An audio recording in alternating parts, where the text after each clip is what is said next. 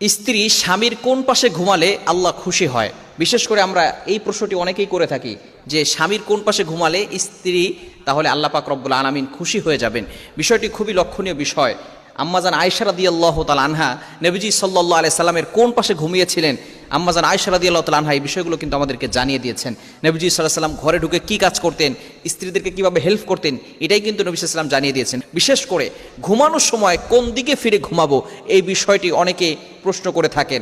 স্বামীর কোন পাশে ঘুমালে আল্লাহ পাক রব্বুল আলামিন খুশি হন, বিশেষ করে নবী সাল্লাল্লাহু আলাইহি সাল্লাম জানিয়ে দিয়েছেন লাম তারালিল মুতাহাব্বিনা মিসলান নিকাহ। এই যে বিবাহ যখন সম্পাদিত হয় তখন এই যে নতুন বিবাহের ভিতরে একজন স্বামী স্ত্রীর যে মহব্বত, এটা নবী সাল্লাল্লাহু আলাইহি সাল্লাম বলছেন আমি অন্য কোথাও দেখি নাই। এজন্য স্বামী এবং স্ত্রী একে অপরের মুখোমুখি হয়ে ঘুমাবেন। নবীজি সাল্লাল্লাহু আলাইহি ওয়াসাল্লাম ডান কাত হয়ে ঘুমাতেন। আম্মাজান আয়েশা রাদিয়াল্লাহু তাআলা আনহা বলেন নবী সাল্লাল্লাহু আলাইহি ওয়াসাল্লাম সবসময় কি করতেন? ডান কাত হয়ে ঘুমাতেন। এটা হচ্ছে রাসূলুল্লাহ সাল্লাল্লাহু আলাইহি ওয়াসাল্লামের সুন্নাহ।